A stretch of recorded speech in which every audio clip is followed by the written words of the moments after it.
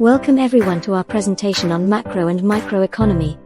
Today, we will be discussing the differences between these two concepts and why it is important to understand them.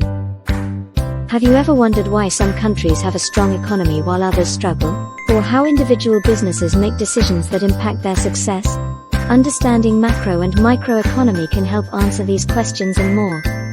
So join us as we explore this fascinating topic. There are a total of 5 chapters in which we will try to briefly understand about the topic.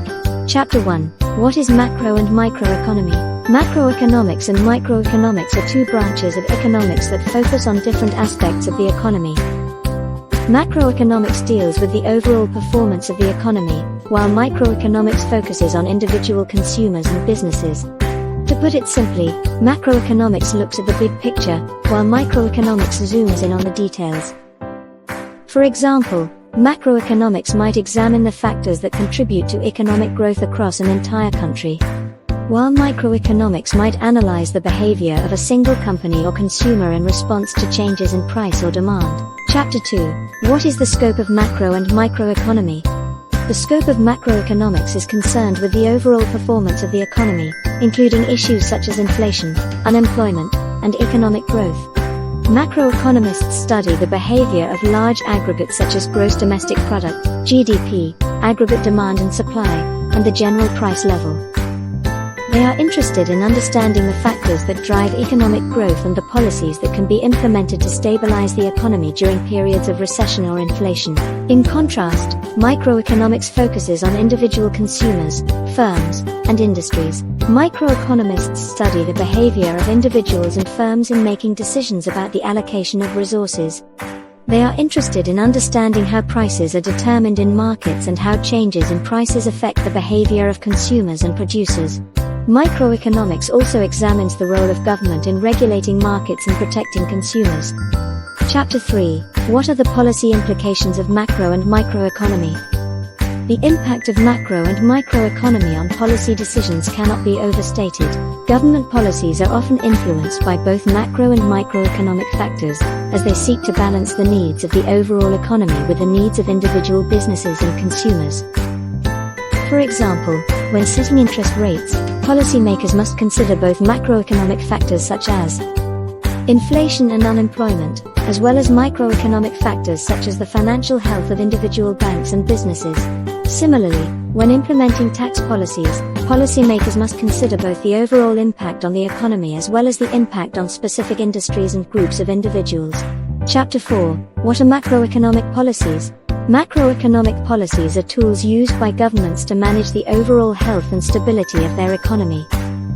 There are 2 main types of macroeconomic policies: monetary policy and fiscal policy. Monetary policy involves controlling the money supply in the economy through actions such as adjusting interest rates or buying and selling government securities. The goal of monetary policy is to stabilize prices, promote economic growth, and maintain full employment. Fiscal policy, on the other hand, involves changes in government spending and taxation. By increasing or decreasing government spending and taxes, policymakers can influence aggregate demand and stimulate or cool down the economy. Chapter 5. What are microeconomic policies?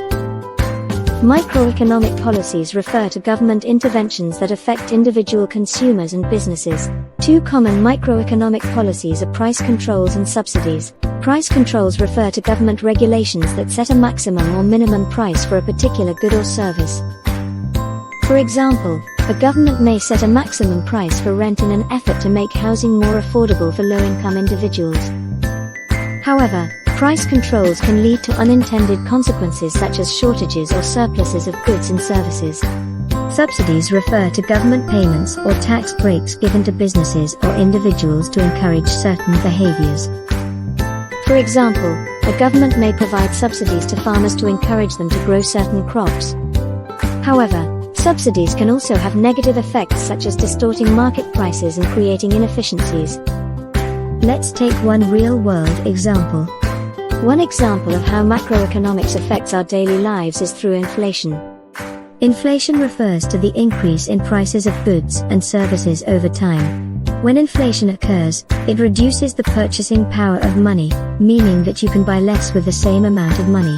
This can impact your daily life by making it more expensive to buy groceries or pay for utilities. On the other hand, microeconomics affects our daily lives through individual decision-making.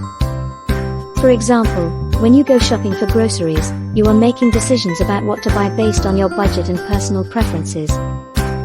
These decisions are influenced by factors such as supply and demand, which are key concepts in microeconomics.